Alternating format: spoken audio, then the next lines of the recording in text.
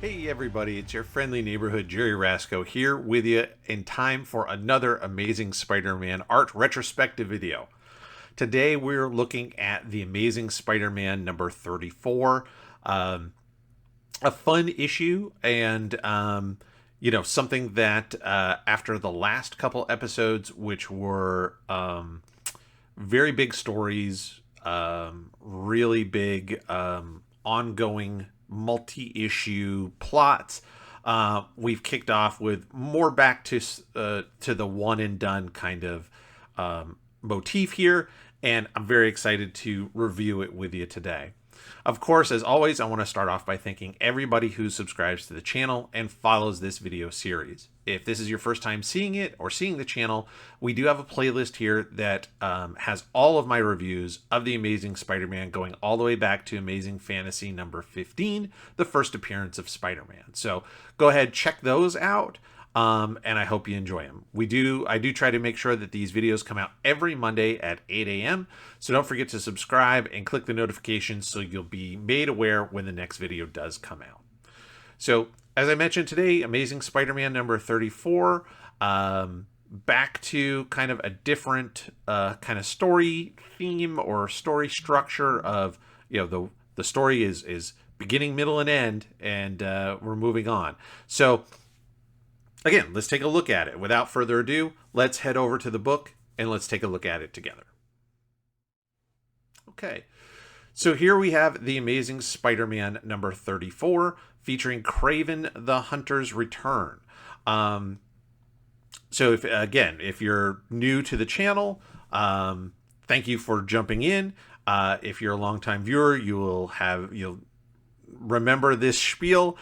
This comic that we're looking at is a PDF copy of the original, which was printed back in the 60s. In 2004, Marvel Comics put out a scanned PDF copy or digital copy of all these comics on CD-ROM at the time. And that's what we're looking at. So as we go through, we'll see the original as it looked, including the old ads, yellowed paper, wear and tear, that kind of stuff, as opposed to your more updated digital reprint. So we start with the cover. We have Kraven the Hunter leaping down on Spidey, and it's a good cover. It's interesting. The angle is nice. The idea of that they're on these buildings and up in the sky looking down and fighting in that way. It adds to, of course, what makes Spidey unique, which is only he can kind of stick to buildings in this way, and Kraven with his various jungle animal powers has kind of a similar agility and strength to Spider-Man, which makes him kind of an interesting foe. One thing I would note that the perspective is good, meaning the angle that we're looking at the buildings is consistent in terms of how they disappear into the distance. That part makes sense. The proportions of the building maybe doesn't make a little bit of sense unless this is a very skinny tower. Spidey would only have to take 2 or 3 steps and he's covered the entire side of a building. Usually a building within a big city like this is going to be much, much deeper. But that's also more to draw, so I understand. The other thing that I kind of don't like about this is the background. So we have the buildings they're on, which are perfectly fine, but you have this white background behind them and light gray buildings. Now, the color in this, again, is reflective of the age of the comic, so it may have been a little bit different with the original, but I did go back and check, and every copy that I could see still has a white background and gray buildings, and it doesn't have enough to really separate the foreground, which is Spidey and Kraven, very bright, very vibrant colors, your midground, which is that gray, and then your background. So, for me, it would have been nice to see something in that background that would be darker, that would help pop both the characters and the buildings. You could do a purple, you could do something with a green tone. There's any number of things that would play off of all the colors, wouldn't interfere with anything, but would help separate those levels of of distance on the two-dimensional plane. The other thing that could be done is, of course, time is always a factor, but there could be more of a city drawn below to help emphasize how tall and how high up they are. Right now, we see no plane below them, so they could be 400 feet in the air or they could be 4 feet in the air. There's no real way to tell. So again, that would be something that would help out. However, as I mentioned, time is a factor. When you were an artist, and not only was Steve Ditko the artist drawing the book, but he was also inking himself. So you're kind of doing two jobs at once. In most comics, at least traditionally, you separate the task between a penciler and an inker. And a penciler is drawing everything to various levels or various degrees of detail, and then giving it to an inker that is embellishing those pencils with the black ink so that the final black and white art is more easily readable and easily scannable, either in today's modern computer methods or in the old days of printing.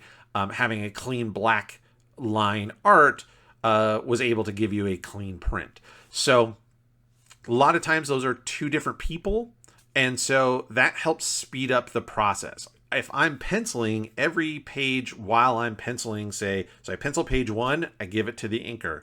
While they're inking 1, I'm penciling 2. I give 2 to the inker. The inker is inking page 2. Page 2 then goes to maybe the letterer. The letterer puts on all the dialogue, and then and it goes down the conveyor belt of processes. So the more I draw on the cover, the more time it takes. And as an artist, if I'm doing both penciling and inking, that takes more time per day. And these are printed every single month. So we need to move forward.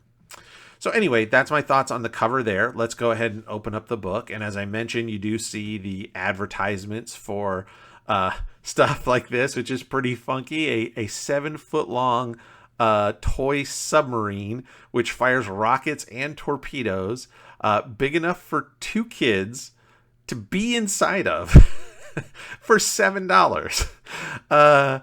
Seats 2 kids, controls at work, rockets that fire, real periscope, firing torpedoes, electrically lit instrument panel for $6.98. Amazing. Some of the stuff that they sell in these comics is unbelievable. That just really tickled me. I thought that was super funny. So here we open with the splash page, which is very standard for all the comics that we've looked at. Usually you take this first page and you do one large image across the whole page. That is what a splash page is. And here, for me, I really like this. We jump right into the story. A lot of times we see a splash page, which is sort of a reimagining or an alternative cover image, if you will. And here instead, we are reintroduced to Kraven the Hunter and his home. So we see all the various kinds of animals that he has defeated and his trophies. Obviously, we know that in today's modern world, killing animals for trophies is certainly not approved or looked fondly on, especially animals that have become endangered because of this practice. But this is of its time. This is of the 60s, and that wasn't a concern back then. So we see a lot of animals, and most importantly, this is emphasizing a lot of powerful animals. Lions, panthers, bears, elephant, rhino, lion, gorilla, and then things deadly like a cobra. So what they're doing is you're setting up the idea that Kraven the Hunter is a powerful and dangerous adversary for Spidey.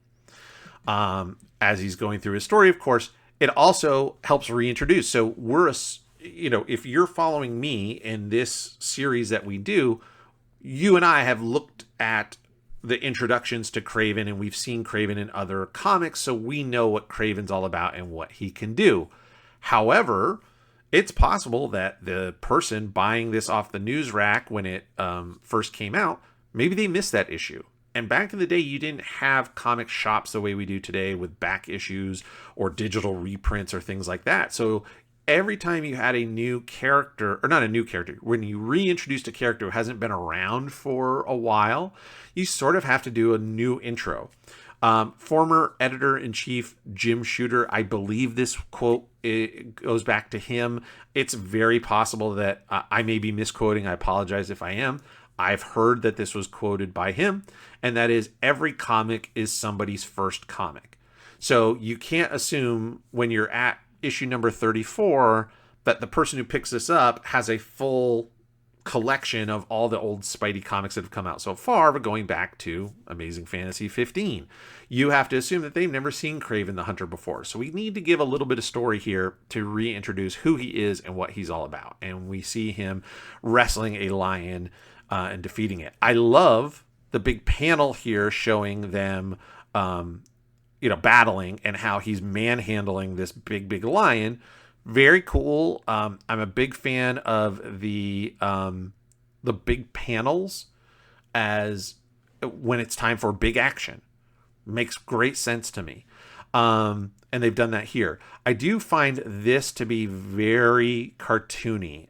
This in panel number 3, we have Kraven literally leaping out the window of his home to fight this lion, and just the posture and everything seems very, it could be out of a Popeye comic strip, or something to that effect. It again reminds me of Sunday morning newspaper comic strips, very cartoony. Something that I don't really associate with Steve Ditko often. Even though he's drawing fantastical things, most of his characters tend to be sort of grounded in a reality. I mean, the way the lion moves is feels like it's grounded in reality of how lions move. In the next page, as an example, we have Peter climbing a wall and sticking to a ceiling. That's not something that happens in real life, but Peter, the way his body moves and stuff, is very realistic in how you would have to move to stick and climb up a wall using your hands and feet. So when I see something like this, where he's sort of leaping out in this very odd stance out of a window, to me, I find it very jarring compared to the rest of Steve Ditko's artwork. Now, speaking of the next page, of course, we have Peter and Betty Brant here, and she is confronting him about this. She knows he has a secret, but he doesn't know, and he climbs up to the ceiling. Great, again, big panel for a big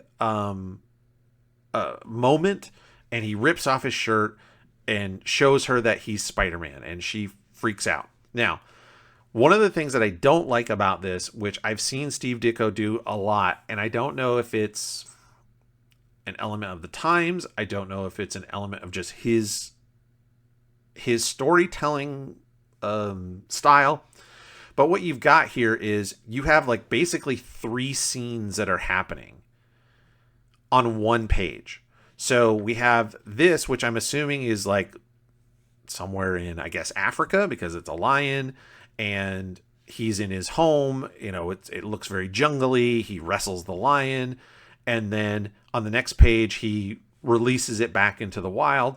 And then we have this boat, and we have this guy, and it's not the same costume, but it kind of looks like Kraven. And then as you read the dialogue, you realize, yeah, this is Kraven in his civilian clothes, and they're in Nairobi, and he's, delivering captive animals to a zoo. That's his excuse for coming back to America. But there's no transition. It's 1 minute he's in his jungle clothes fighting a lion. The next minute he looks like a sailor at a dock. And then the next second is Betty and Peter Betty confronting Peter about his secret. For me, I like to do scene transitions on a page, or even better is a page turn. Now, you have a limited number of pages, so maybe you can't waste a page here to spread out this lion fight. You could have been a lion fight up here, and then maybe a couple panels of explaining how Kraven is going to take these animals to America and load them on a ship, and and then you turn the page and you get this segment of this reveal between Peter and Betty. I would like that better, because as I'm reading the page over here on the left talking about Craven and he's fighting the lion, I've already seen this out of the corner of my eye. I know that Peter is revealing himself to Betty Brant. So the shock of, oh my gosh, that's happening, it's implied in the story, but the reader doesn't feel the shock. There's no shocking to it because I see it. I see it before I ever read the dialogue, before I understand what's going on. I know what's happening. Turning the page and seeing something you weren't expecting, to me, is a better way of transitioning from one scene to another.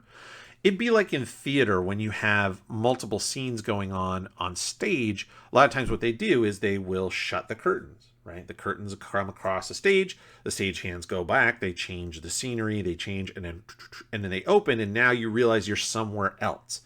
And we're missing this transition on this page. So I get it. You got to pack a lot of story in. There are places in the story here that we'll see where maybe this would have benefited to have this up front and multiple pages. That didn't happen on the back end. But we turn the page. Now, this is a nice page turn reveal in that you see, aha, it's a dream. She had a dream, and maybe in her heart of hearts, maybe she's figured it out, but she doesn't want to, let herself understand that Peter is Spider-Man. That's something her brain can't kind of handle. I really did like this. So then she's in the dark, sitting by herself, on her elbows on her knees, slumped forward in this, again, very film noir lighting with the moon coming through the shades. And then in the next panel, we have Peter kind of doing the same thing. He's trying to study, but he is also sitting with his head in his hand, leaning forward with dramatic lighting and mirroring her body posture, which I thought that was very nice. It's a good transition. It tells us that the two of them are more in sync than they think they are. I like that quite a bit. I thought that is a really nice piece of visual storytelling. Aunt May is feeling better. She's going to be coming home soon. So that piece of the storyline is all wrapped up from the previous issues. And then we skip back to Peter. It's been a while since we've seen him in his college environment. So we're going to start to bring in this plot thread a little bit. We're moving off of, we'll see, spoilers of the end of the book, but we're moving away from the Betty Brant storyline in Peter's personal life and moving into the Gwen Stacy line. So Gwen here is kind of giving all the boys at school, the men in college, a little bit of a not a blow off, but kind of don't worry, boys, she's not interested in any of them. And yet Peter's the only one who hasn't, because he's been too preoccupied with his aunt's health. And here he steps in and everybody gives Peter the cold shoulder because they feel like that he's been doing the same. Visually, what I want to talk about is Gwen. So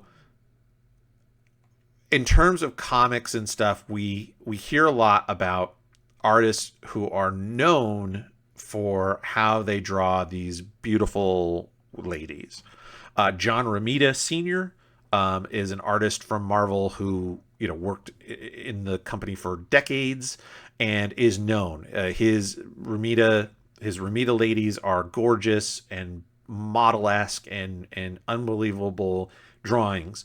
I don't know that that's something I've heard a lot about Steve Ditko, but I just want to point out here that Gwen Stacy, his depiction of her is stunning.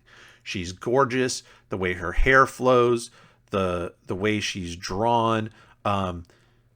There is an actress. I don't know if is it Marlene Dietrich maybe, or I don't know if he modeled her after someone particular, but in my head I can see a black and white movie star that kind of looks like her.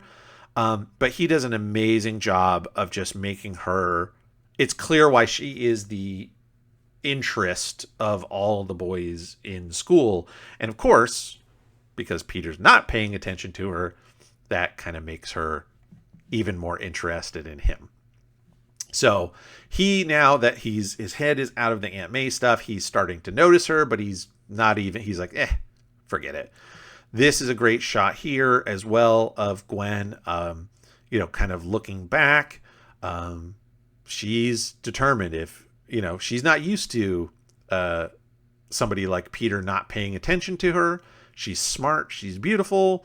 And so she's going to get his attention. So nice little plot thread that's developed there, which makes sense. Story-wise here, nothing else. It's kind of the norm.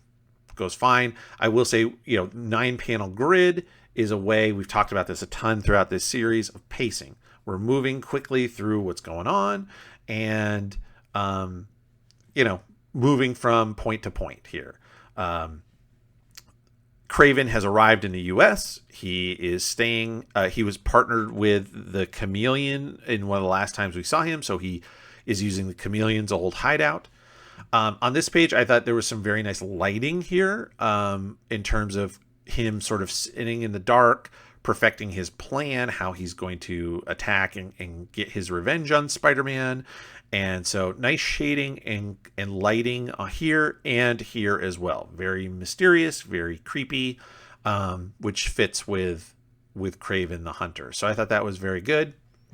In this panel, Kraven is impersonating Spider-Man and then goes ahead and kind of accosts J. Jonah Jameson and then uses his abilities to sort of jump away. Now, he's technically, you never see him actually, he's not wall crawling. He's more what we probably today would refer to as parkour. He's climbing and grasping and holding and climbing, again, the way we see apes, monkeys, things like that, because that's what his the drugs or the things that he takes, the herbs and things that he takes, gives him the powers similar to animals. So that's how he's able to do it.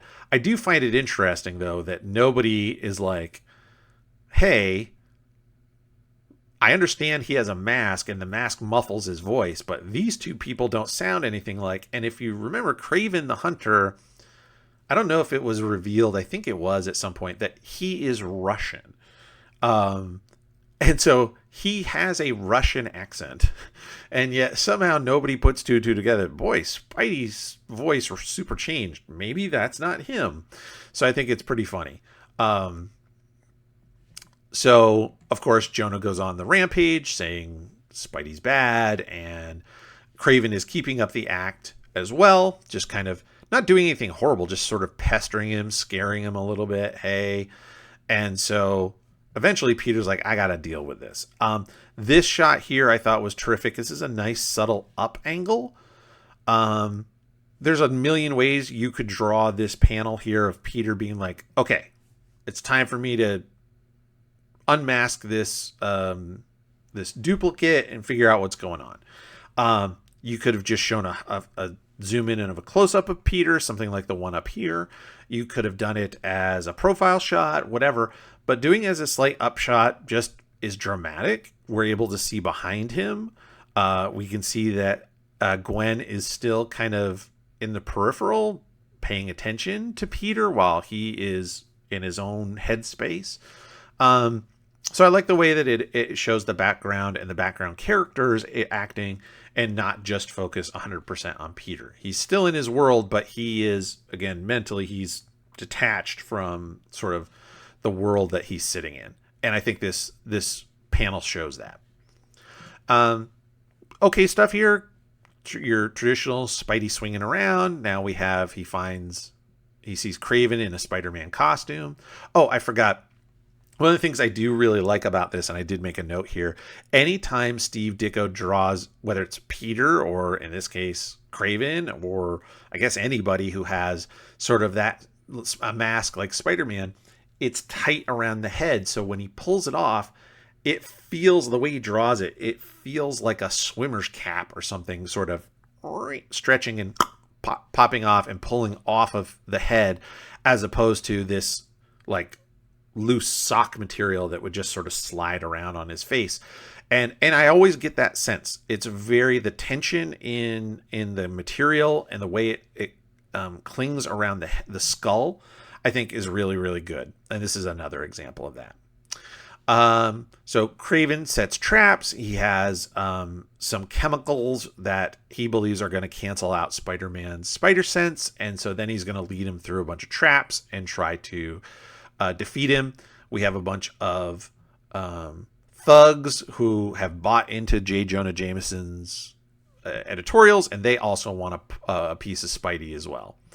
So again, artistically, it's perfectly fine. There's nothing crazy or really unique or fancy that I want to point out here in these panels. I do want to say that there's a nice variety of shots. We have long shots establishing the environment, like here. We have a close-up of Craven. We have a nice up shot where we're down low looking up at these guys' faces as they're looking up and seeing Spidey. This is a nice one here. We're looking out a broken window and we see these thugs or this gang or whatever are coming in and they're going to get a piece of Spidey. So nice framing mechanism of still showing the environment that they are here where, this place is all beat up and broken up, and this framework of the shot puts us in that same place. So we know we're all together. So good camera movement, good choice of differing angles and shots so that it keeps the reader interested, even though technically there's not a lot going on. We're back and forth. Now, here's something that makes me go, wait a minute. Again, what is this, a mistake? What is it? So here, so whether Craven is definitely spraying Spider-Man with something. And in the dialogue, he says it's going to cancel out your spider sense. Okay, that's fine. But we keep seeing Spidey showing up with sort of these lines around his head. Now, sometimes that is shorthand in comics for surprise. Haha. But we also see it over here where Craven doesn't get the jump on him because his spider sense goes off. So is this his spider sense going off or not? It's not supposed to. Then here he hears somebody and he's hearing it, but the way that it's drawn is very similar to his spider sense. A thick line, a thick wavy line coming off. That's how usually Steve Ditko draws Spidey's spider sense. But it's not supposed to be working, which comes into play later in the story. So is this a mistake? Is the shorthand of his spider sense too close to the shorthand of a masked figure being surprised? Which I think is what we're seeing here and here. Hard to say.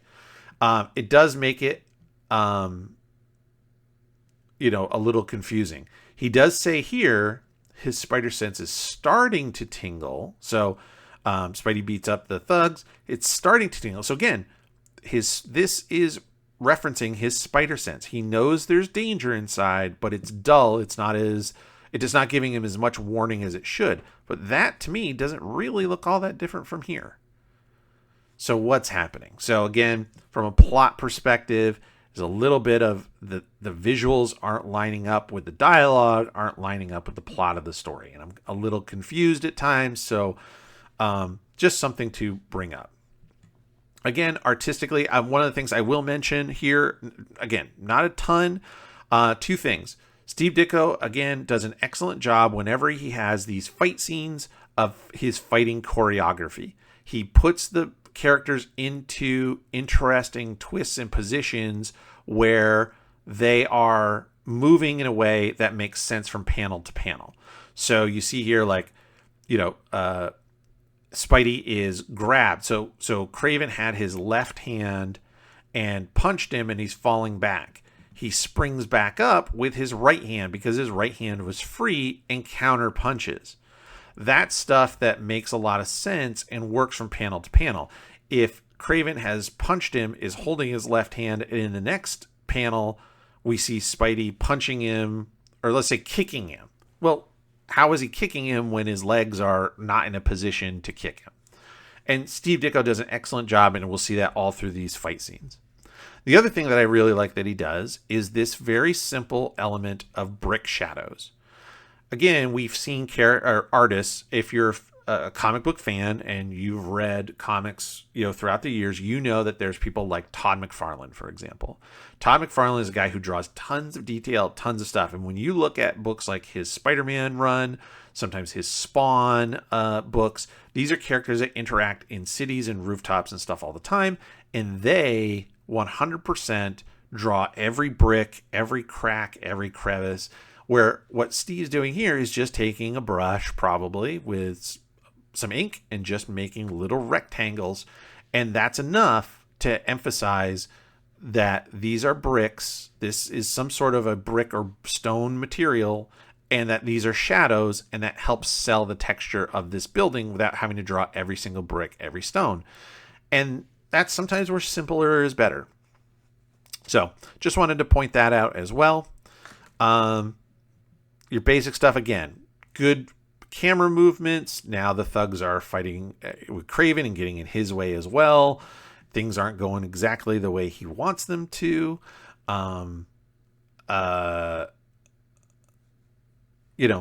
Good close up here. So they're playing a little cat and mouse because, again, so Spidey's spider sense isn't supposed to be working, or it's not working well. This piece of ledge breaks and falls past him. This looks like his Spidey sense. But maybe it's delayed enough that it's not warning him of danger until after the danger's gone by.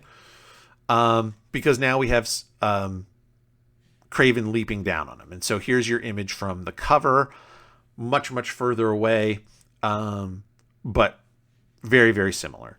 And now they fight. They're back into the building. And again, from an artistic standpoint, it's fine. There's nothing crazy here. We're using all of the tropes that we've talked about throughout this series. We're using good perspective to show the height of the buildings. We're using Dutch angles. That's when, instead of your buildings and things being perpendicular to the ground, you tilt them slightly for more drama. They're not falling sideways. It's just our view as the reader. The camera has turned, and that emphasizes drama. Again, nice perspective here. All the lines are pointing down to the bottom because we're closer to the top of the building as they swing into this window. Good fight choreography, moving the camera back around. Everything that you want to do, all the tricks and tricks of the trade, if you will, in visual storytelling are all here for us to see.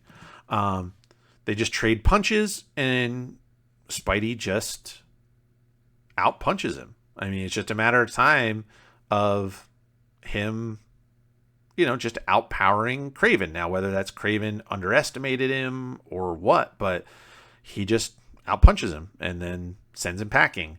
And Kraven then,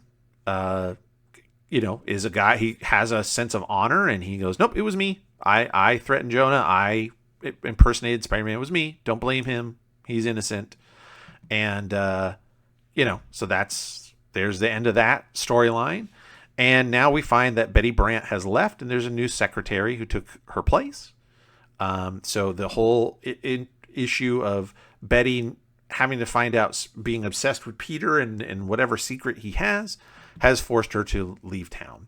And now, of course, we have the ending where Peter is sort of musing to himself in the dark, in the nice noir shadows of his blinds across him throughout. So again, another spider trope. Peter in the dark, musing in the shadows about what's going to happen, and the conflict between his personal life as Peter and his superhero life as Spider-Man.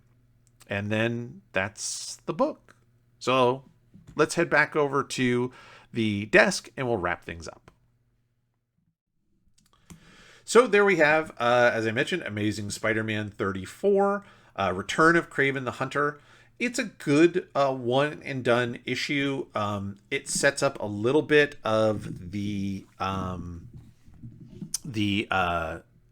personal storyline, as far as, like I said, transitioning from the Betty Brant love story to potentially the beginning of the Gwen Stacy love story.